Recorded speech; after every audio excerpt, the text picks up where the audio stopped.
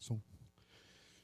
Boa noite a cada um de vocês que aqui estão, nessa noite um pouquinho fria, mas estamos aqui juntos para estudarmos a palavra do Senhor. Irmãos, uma vez um grande pregador, ele estava indo pregar em sua igreja, a igreja estava cheia, e ele começou o seu sermão perguntando para a igreja: irmãos, vocês sabem o que eu vou pregar hoje? A igreja não sabia, falou assim: não, nós não sabemos. Então, já que vocês não sabem, eu vou embora. Saiu do púlpito e foi embora. Na semana seguinte, ele volta à igreja e ele faz a mesma pergunta. Daí as pessoas pensaram: bom, se ele disser que não sabe, ele vai embora de novo. Daí as pessoas disseram, ele perguntou: vocês sabem o que eu vou pregar hoje? Daí todo mundo disse o quê? Sabemos. Ah, já que vocês sabem, eu não preciso pregar. Saiu e foi embora. Na terceira semana, ele volta àquela igreja. E aí ele faz a mesma pergunta, só que os irmãos combinam. O pessoal que está da esquerda fala que sabe. E o que está na direita fala que não sabe. Daí aí, quando ele falou: vocês sabem o que eu vou pregar hoje? O pessoal da direita: não sabemos. O pessoal da esquerda: sabemos. Tá bom, então quem sabe, prega para quem não sabe, e foi embora. Uhum. E eu pergunto para vocês hoje: vocês sabem que eu vou pregar? Sim, né? Mas eu não vou embora, pode ficar em paz, irmãos. Né? Hoje nós vamos dar continuidade à série que nós começamos nesses domingos de setembro. Nós vamos estar falando sobre alguns capítulos do livro Eventos Finais. O pastor Kleber começou aqui na semana passada e hoje nós vamos falar esse capítulo exclusivo, que acho que é o capítulo 7, que diz os enganos satânicos dos últimos dias. E eu quero convidar você a abrir a sua Bíblia, lá no livro de Apocalipse, no capítulo 12. E nós iremos ler também o verso 12. Apocalipse, capítulo 12, verso 12.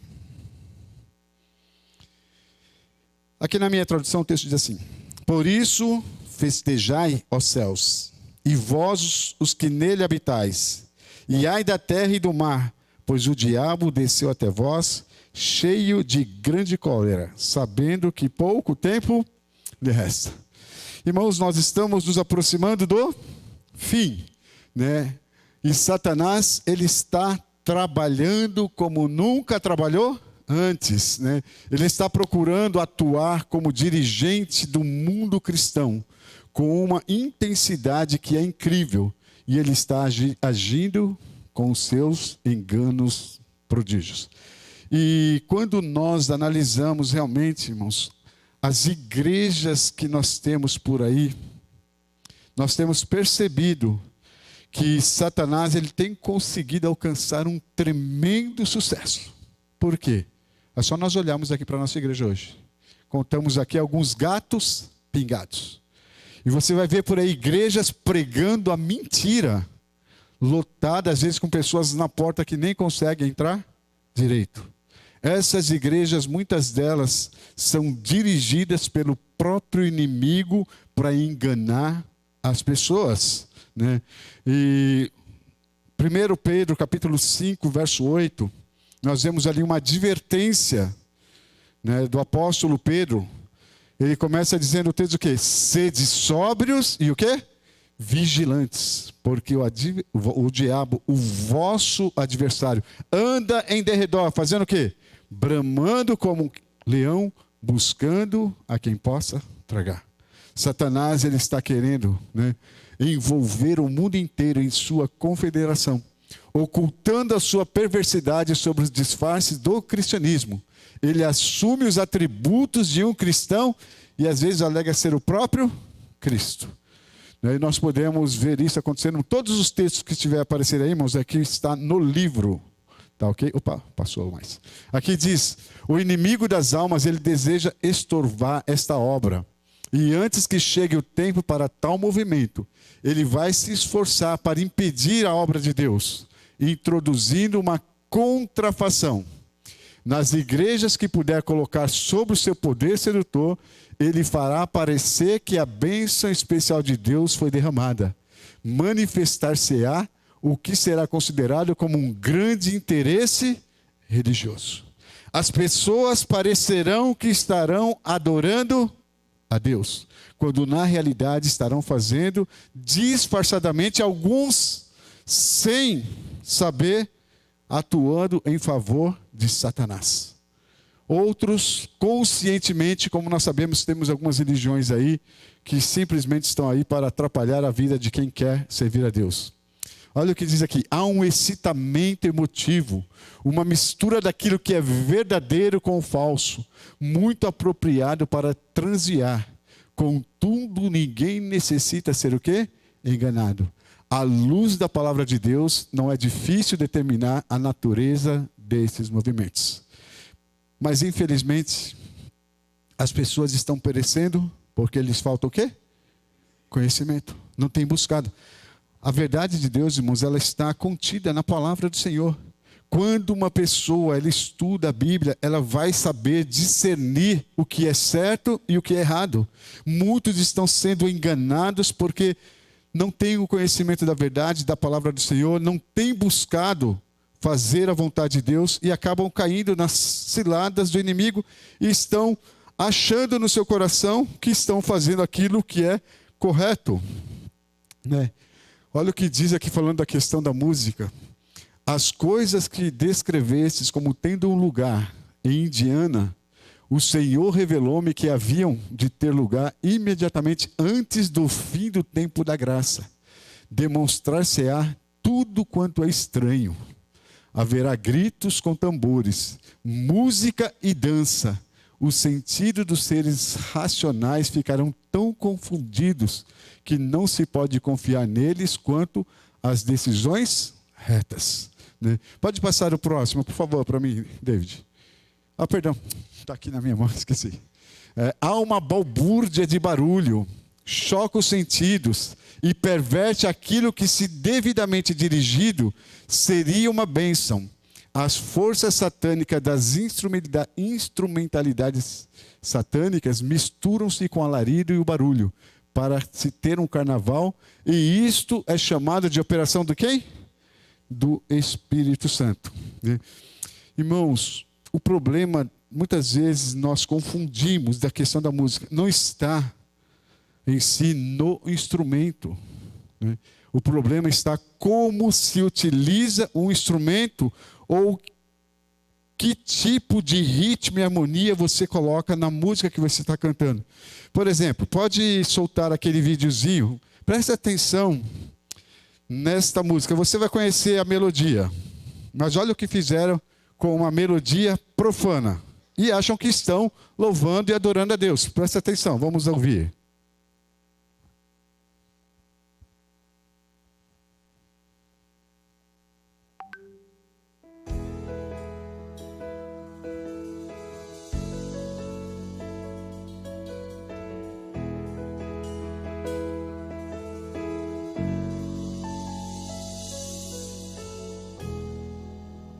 Olha para mim, no mundo eu sofri, quanto eu chorei, que pena. Foi só desilusão, tanta dor no coração, só me fez chorar, que pena, que pena. Mas agora encontrei o Salvador, Ele é Jesus, é meu Senhor. Me deu tudo que eu tanto procurei,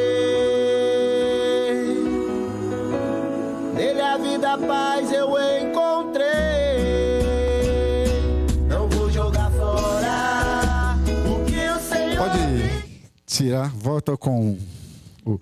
Irmãos, quando você começa a ouvir isso, o pezinho já começa a querer balançar, né, Rosângela? As pessoas dizem que tocam isso na igreja e dizem que estão adorando quem? A Deus. Satanás, ele começa a misturar o erro com a verdade, pega uma música profana, coloca uma letrinha ali de Jesus e dizem que estão adorando a Deus. E as igrejas enchem para ouvir. Nossa, hoje a igreja teve um louvorzão tão bonito. Enquanto estão adorando o inimigo sem perceber, né? Quer ver aqui? Diz assim, ó, essas coisas que aconteceram no passado hão de ocorrer no futuro.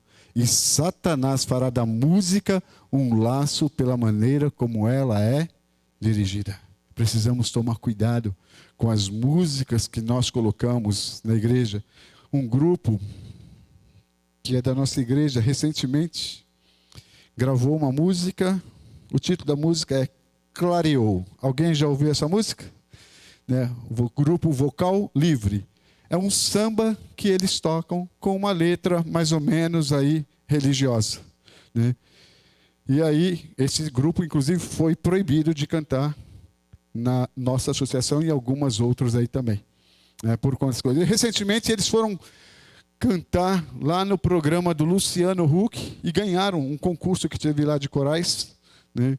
Mas todas as músicas que eles cantaram lá, nenhuma era um hino.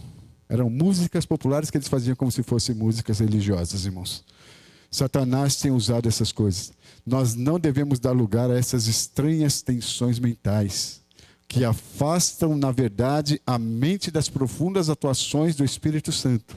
A obra de Deus sempre se caracteriza pela calma e pela dignidade.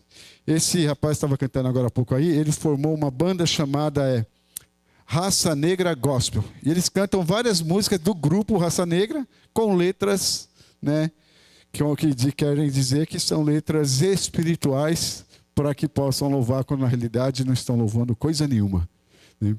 O falso falar em línguas. Aqui diz o fanatismo, a exaltação, o falso falar em línguas e os cultos ruidosos têm sido considerados dons colocados na igreja por Deus. Alguns têm sido iludidos a esse respeito. Os frutos de tudo isso não têm sido frutos bons, porque a palavra de Deus diz, né, pelos seus frutos conhecereis. O fanatismo e o ruído têm sido considerados indícios especiais de fé. Uma vez eu estava indo para uma das minhas igrejas, e aí eu passei em frente de uma igreja pentecostal. Parecia que tinha umas 30, 40 pessoas lá. Quando eu passei em frente, só tinha 4. Estavam fazendo tanto barulho, que parecia que tinha um monte de gente, né?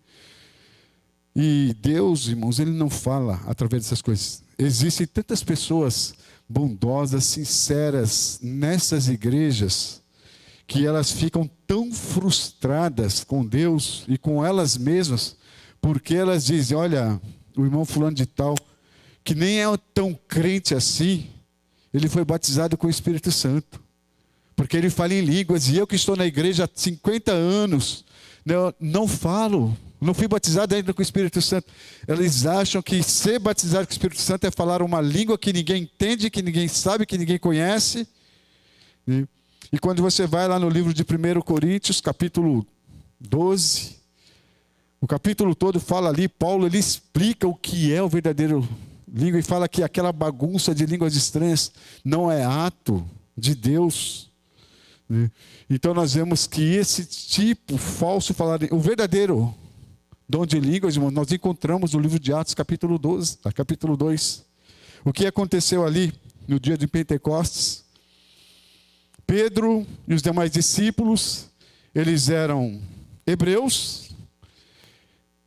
Na comunidade que eles viveram, eles aprenderam a falar a língua materna deles, que era o grego. Todos eles falavam grego.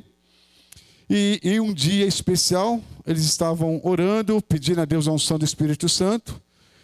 E ficaram orando durante 10 dias. E aí chegaria o dia do Pentecostes, que era uma festa que aconteceria ali em Jerusalém. E nesse dia vinha pessoas de várias nacionalidades, que eram chamados os judeus da diáspora, que eram pessoas que viviam em outros países, que haviam até nascido, mas tinha raiz e a religião judaica. Eles vinham de Jerusalém para as festividades. E quando chegaram ali, Pedro, em um lugar, a gente não sabe exatamente onde foi, mas ele começou a pregar para uma multidão de pessoas que estavam ali. Nem todos conheciam o quê? O grego. E aí os demais discípulos que estavam ali presentes começou a fazer o quê? Traduzir a pregação de Pedro para a língua das nações que estavam presentes ali. Se você ler Atos capítulo 2, versículos acho que 8 e 9, você vai ver ali que havia pelo menos 16 nações diferentes. E os discípulos estavam traduzindo. E as pessoas que conheciam os discípulos, que viviam ali na região, que moravam ali, esses homens estão loucos, estão embriagados, porque eles estão falando algo que eu não entendo. Mas as nações que estavam presentes ali diziam: nossa, esse aqui não é um judeu, como que eu posso entender o que ele está falando, que ele está falando na minha própria língua materna? Então, irmãos, ali, o dom de línguas, na realidade, foi o dom de interpretação. Porque Pedro pregava em grego e os discípulos traduziam para as nações que estavam presentes ali, para que eles pudessem entender a pregação de Pedro.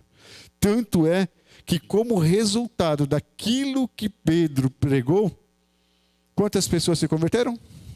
Quase 3.000 pessoas. Por quê? Porque eles entenderam aquilo que Pedro estava falando, entenderam o chamado de Deus para eles mudarem de vida, e assim eles aceitaram.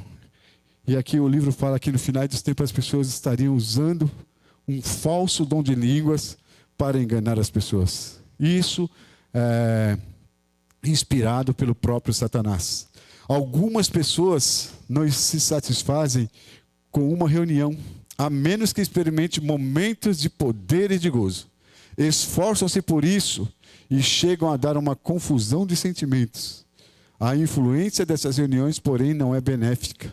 Ao passar o auge do sentimento, essas pessoas emergem no mais fundo que antes da reunião, pois a sua satisfação não proveio da devida fonte.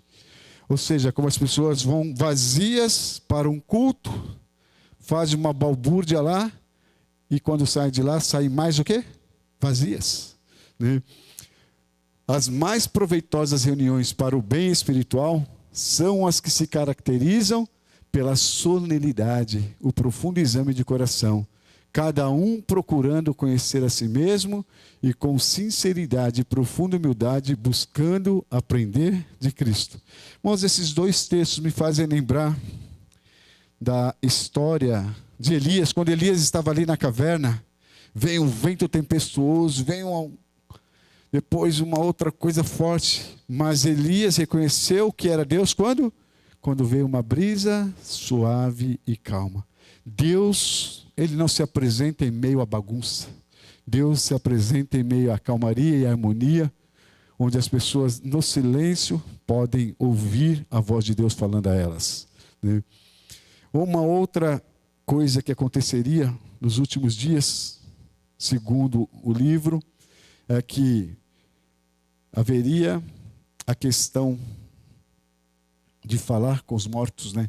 Não é difícil para os anjos maus representar tanto os santos como os pecadores que morreram e tornar essas representações visíveis aos olhos humanos.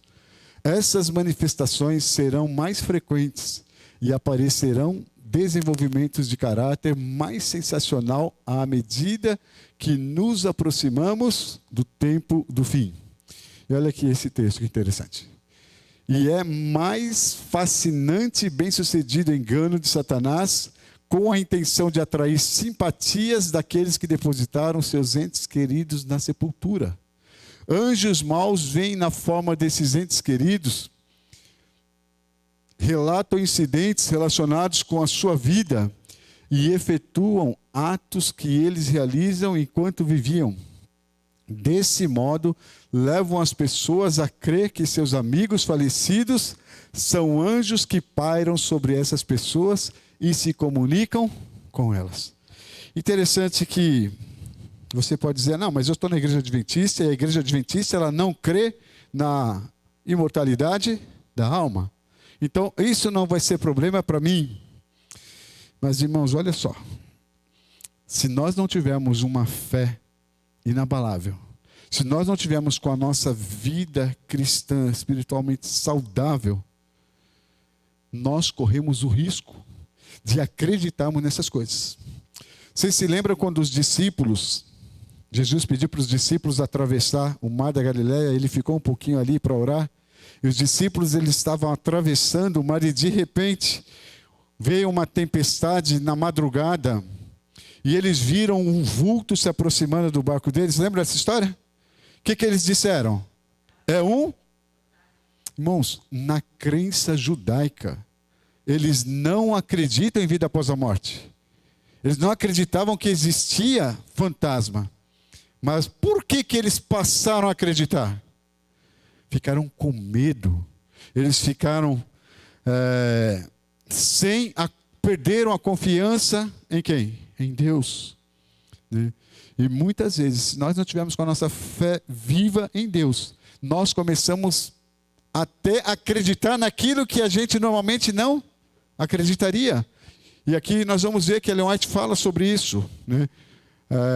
Precisam compreender o estado dos mortos, pois os espíritos de demônio lhe aparecerão, pretendendo ser amigos e parentes amados, dos quais lhe declararão que o sábado foi mudado, bem como outras doutrinas não escriturísticas. Para quem que eles vão falar que o sábado foi mudado? Eles não vão falar para as igrejas evangélicas, porque eles nem guardam o sábado. Vão falar para quem está guardando o sábado. E a Bíblia diz, o Espírito Profecia diz que alguns vão acreditar nesses espíritos de demônios. Então, por isso, precisamos tomar cuidado com isso. A contrafação, irmãos, ela é perfeita. A expressão familiar, as palavras, o tom da voz, são reproduzidos com maravilhosa exatidão. Muitos serão defrontados por esse espírito de demônios, personificando parentes, amigos, queridos e declarando as mais poderosas heresias. De repente, algum parente seu, que já morreu há alguns anos, você está lá, de repente aparece na sua casa, enquanto você está lá, despreocupado. Olha, Deus mandou vir trazer uma notícia para você. A voz, a aparência física, tudo denota que é aquele seu parente. Deus falou para mim que você não precisa mais se preocupar com a questão do sábado. Basta você amar a Deus, fazer o bem ao próximo, ajudar as pessoas, e a sua salvação estará garantida. Porque Deus disse que o sábado foi abolido. E pessoas irão acreditar nessas coisas. Serão enganadas e sairão das fileiras da verdade para a mentira. Né? Mediante os dois grandes eus, a imortalidade da alma e a santidade do domingo, Satanás há de enredar o povo de Deus em suas malhas. Enquanto o primeiro lança o fundamento do espiritismo, o último cria um laço de simpatia com quem? Com Roma. Isso está ali em Apocalipse 16, quando fala, né, que os espíritos dos demônios saíram da boca da besta e do profeta. Né, 3 espíritos, que é o catolicismo, protestantismo apostatado e o espiritismo, que terão força no final dos tempos para enganar o povo de Deus. O último grande engano deve ser logo o último grande engano deve logo patentear-se isso diante de nós.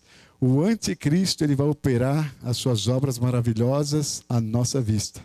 Tão meticulosamente, a contrafação se parecerá com o verdadeiro, que será impossível distinguir entre ambos sem o auxílio das Escrituras. A Bíblia diz, irmãos, que Satanás ele vai inclusive fazer o quê?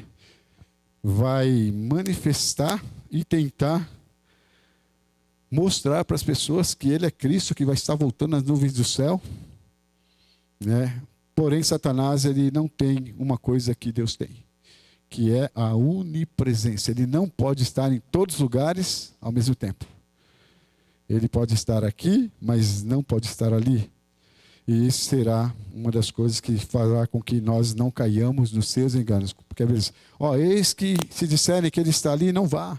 Eis que se disser que está, não, porque é o falso Cristo que está tentando enganar vocês. Porque assim como o relâmpago sai do ocidente e se mostra no ocidente, assim será o quê? A vinda do Filho do Homem. E quando Cristo vir, Apocalipse 1:7, todo olho verá. Então, irmãos, nós não precisamos sermos enganados. Aqui diz, né? O engano ele é quase universal. Ele está arrastando todo mundo para as suas fileiras. E os poucos que são fiéis aos requisitos de Deus constituem os únicos capazes de resistir-lhes, e ele está procurando vencer até mesmo a estes. Eu não sei se eu já falei aqui, mas outro dia eu estava assistindo uma entrevista, essa entrevista é antiga, do Danilo Gentili. Ele estava entrevistando aquele Henri Cristo, que se diz ser a encarnação de Cristo aqui na Terra. E aí, o Danilo Gentili perguntou para aquele homem o seguinte: olha, a Bíblia fala que Jesus ele foi crucificado na cruz. Aliás, o Senhor foi crucificado na cruz, falou para ele, né? O Senhor foi crucificado na cruz, e aí teve nas suas mãos as marcas do prego e também nos seus pés. Posso ver as marcas, por gentileza? Daí ele deu uma risadinha e disse: não, mas hoje em dia a medicina está muito avançada e eu fiz uma cirurgia plástica, por isso você não vai ver mais as marcas nas minhas mãos, né? Desse jeito. Deve ser, mas a Bíblia fala que Jesus ele vai vir nas nuvens do céu. E você está aqui, não, meu rapaz, você não vê quando eu estou viajando de avião, eu passo nas nuvens do céu para lá e para cá. E por último, Daniel, a gente, tá bom, então já que você é Jesus Cristo, você gostaria de tomar um vinhozinho comigo? Ele disse: sim, gostaria, pode ser, eu tomo um pouquinho. Daí ele pegou 2 taças, pegou um copo de água, colocou em uma e colocou na outra. Daí ele disse: mas isso aqui é água. Eu disse: não, mas faz o seu trabalho então. Né? Transforme a água em vinho. Daí ele não desconversou ali. Irmãos, vocês sabem, nós sabemos claramente que aquele homem não é Jesus, mas ele tem mais de 2.000 fiéis que o seguem e acreditam que ele é Cristo. Como as pessoas estão sendo enganadas, né? Olha o que diz o livro de 1 Timóteo, capítulo 4, versículo 1. Vamos ler esse texto na Bíblia, por gentileza. 1 Timóteo, capítulo 4, verso 1. O texto diz assim: ora, o Espírito afirma expressamente que nos últimos tempos alguns se apostatarão da fé por obedecerem espírito enganadores e ensinos de quem? De demônio. Irmãos, a Bíblia diz: algumas pessoas vão sair da igreja adventista do 7º dia por darem ouvidos a falsas doutrinas e a espíritos enganadores. Como está a sua vida? Como está a sua fé? Você está em dia com a sua comunhão pessoal com Deus? Você tem estudado a palavra do Senhor? Você tem fortalecido a sua fé em Cristo? Mateus capítulo 24, verso 24. Você conhece esse texto? Ali diz: nos últimos dias surgirão falsos cristos, falsos profetas, que, se possível for, enganariam quem? Os próprios escolhidos de Deus. Irmãos, Ellen White, ela diz que muitas pessoas abandonarão as nossas fileiras, sairão dessa igreja, e esses serão os nossos piores inimigos. Né? Portanto, o meu apelo para você nessa noite é que você cuide da sua vida espiritual. Não deixe que o inimigo alcance o seu ponto fraco, porque assim como você, ele também sabe qual é o seu ponto fraco. E ele vai fazer de tudo para tentar te derrubar.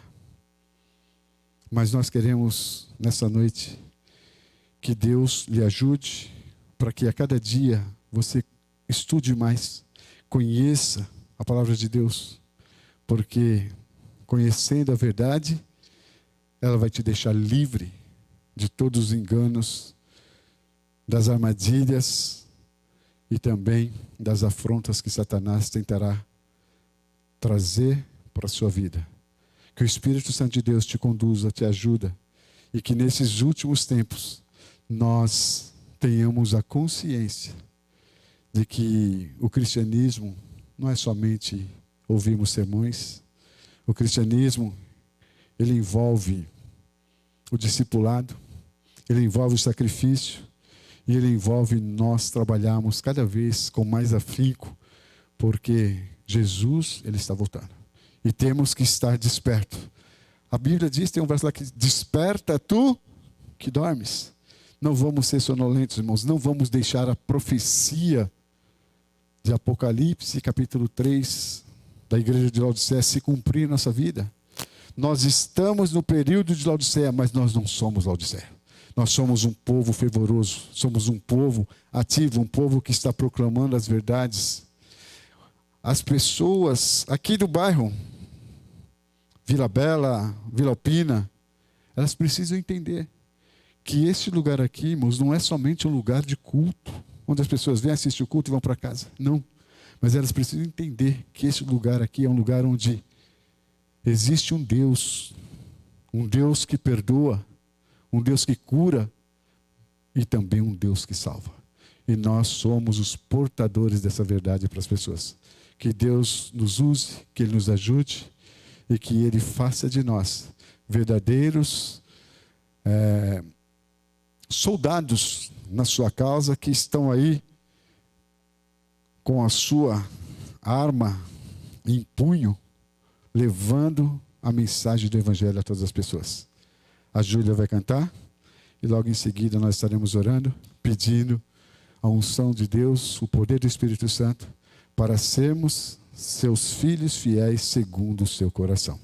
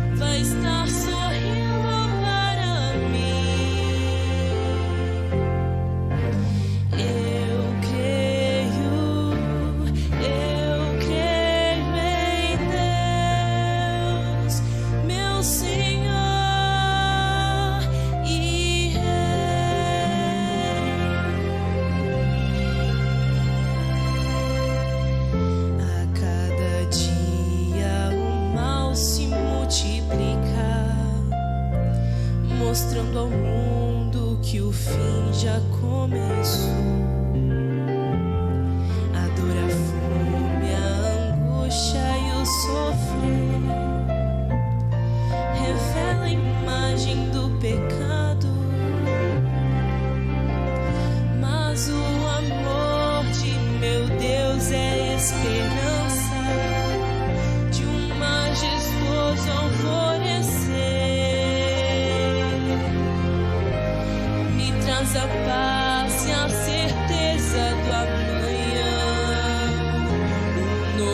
sol irá nascer.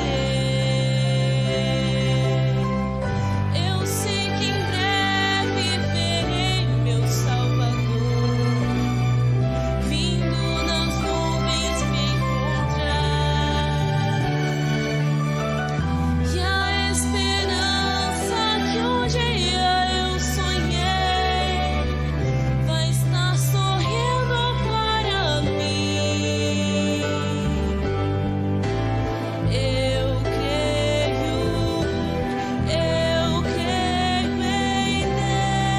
Deus, meu Senhor e Rei. Eu creio em Deus, meu Senhor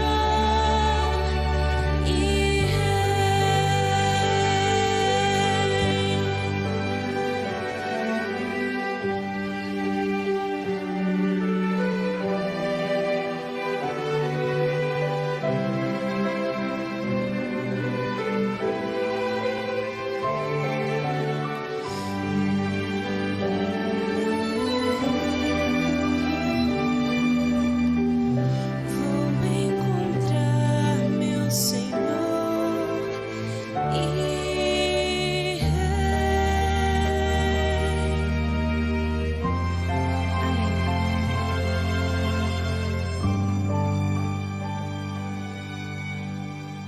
Amém?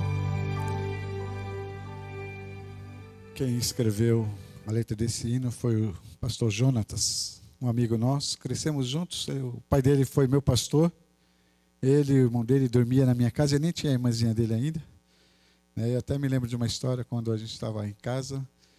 O irmão dele, que hoje é o presidente lá na APV, aliás, na Paulista Sul, o pastor Oliveiros, ele levantou no meio da noite e de repente ele estava lá no quarto da minha mãe, do meu pai e da minha mãe. Ele estava procurando a cama dele. Ele estava sonâmbulo e não sabia onde estava perdido, né? Mas é uma tremenda verdade aquilo que a Júlia cantou na Letecine. Eu creio que um dia, em breve, verei meu Salvador e meu Rei. E eu creio que você também acredita nisso e será muito em breve. Feche seus olhos e vamos orar. Obrigado a Deus, Pai eterno, por mais esse encontro que o Senhor nos deu, de podermos, a Deus, estudar acerca dos últimos acontecimentos deste mundo. Sabemos, ó Pai, que Satanás ele está preocupado apenas em destruir a vida daquelas pessoas que querem fazer a Tua vontade, ó Deus. Mas queremos o Teu auxílio, ajuda, o derramamento do poder do Espírito Santo em nossas vidas, Senhor, diariamente, para não sermos enganados pelas astúcias e artimanhas do inimigo. Nos ajude, ó Pai, nos dê forças para que continuemos fazendo a Tua vontade, para que continuemos, ó Deus, sendo apenas os Teus servos, e assim, ó Pai, que sejamos hoje uma igreja militante, mas que muito em breve possamos nos tornar uma igreja triunfante para recebermos a coroa da glória e o passaporte para a entrada no reino celestial. Ajude, ó Deus. Temos lutas diárias, temos que enfrentar, ó Pai, a cada dia nossas tribulações, mas sabemos, Senhor Deus, que contigo nós somos mais do que vencedores. E nesse instante, ó Pai, quero pedir uma bênção especial, ó Pai, sobre a família da irmã Miriam, sobre a Ana, a Isa, sobre o seu pai, sua irmã, porque nessa madrugada, ó Deus, perderam a matriarca da família, a irmã Marli.